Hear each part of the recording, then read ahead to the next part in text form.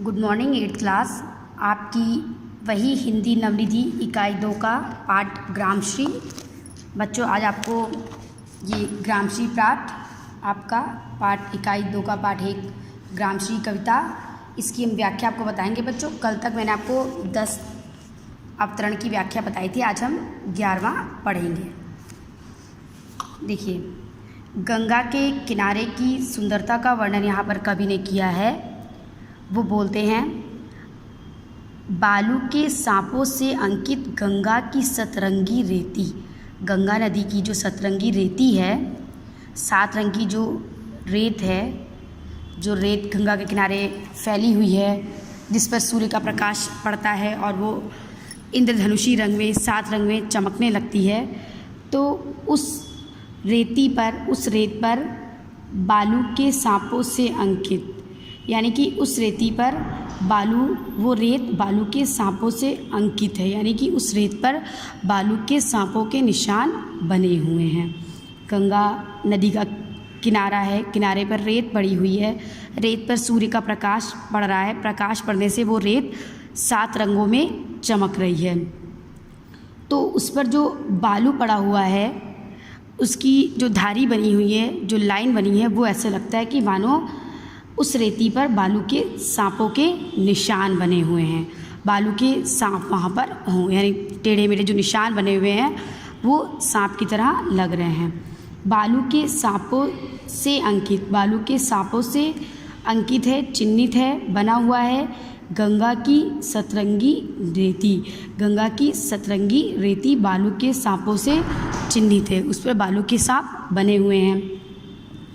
सुंदर लगती सरपत छाई, और गंगा के किनारे सरपत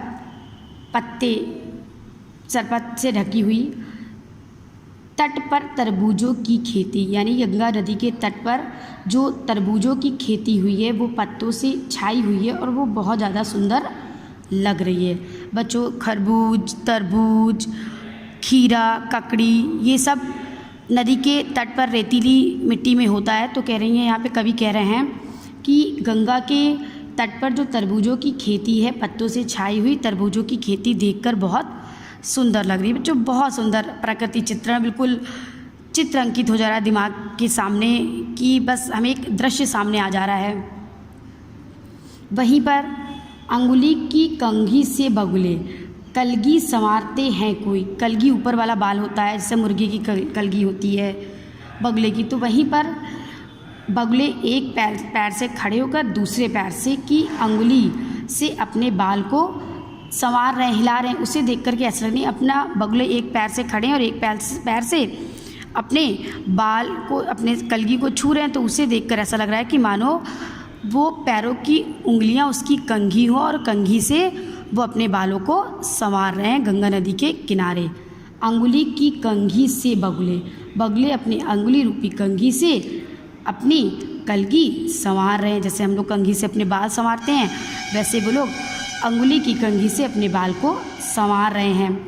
वहीं नदी के किनारे तिरते जल में सुरखाब, तिरते तैर रहे हैं जल में सुरखाब पक्षी, ठीक है, चमकदार पक्षी होता है सुरखाब।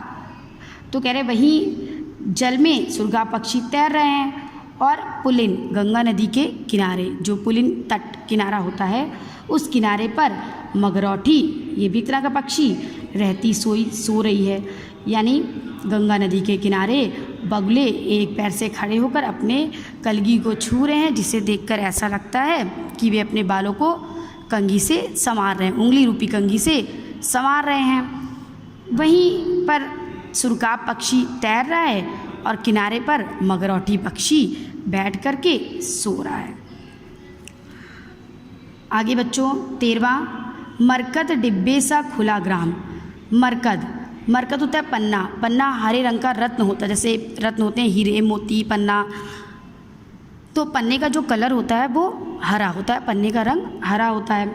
तो कवि यहाँ पर कहते हैं कि वो गांव जो हरियाली से भरा हुआ है, फसलों से भरा हुआ है, उसको देखकर ऐसा लगता है कि मरकत डिब्बे सा, मरकत पन्ने के डिब्बे के समान वो खुला गांव है। यानी हरे रंग का, गाँव को देखकर सकते हैं मानो हरे रंग का जो रत्न मरकत है, उस मरकत का वो गांव हरा डब्बा है, वो भी डब्बा कैसा खुला हुआ है, यानी वहाँ की जो हरियाली है सब हरा भरा देख करके गांव की तुलना पन्ने से की गई है।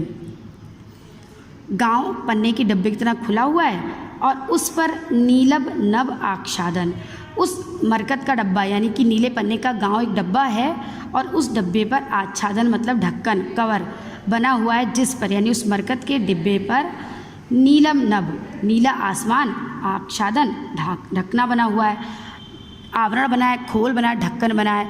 उस मरकत के डब्बे का ढक्कन नीले रंग का आसमान बना हुआ है।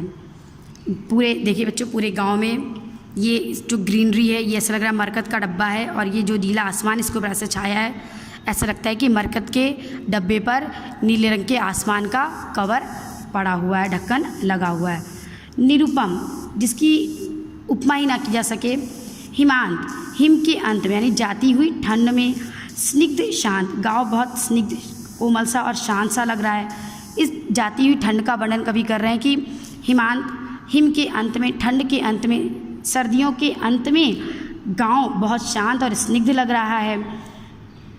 और निज शोभा, अपनी सुंदरता से हरता जन मन, अपनी सुंदरता से लोगों के मन को हर ले रहा है। तो बच्चों ये आपका पाठ ख़त्म हो गया है। अब आपको जो भी इसमें से क्वेरी होगी पूछ लीजिएगा, जिसको जो चीज़ नहीं समझ में आएगी।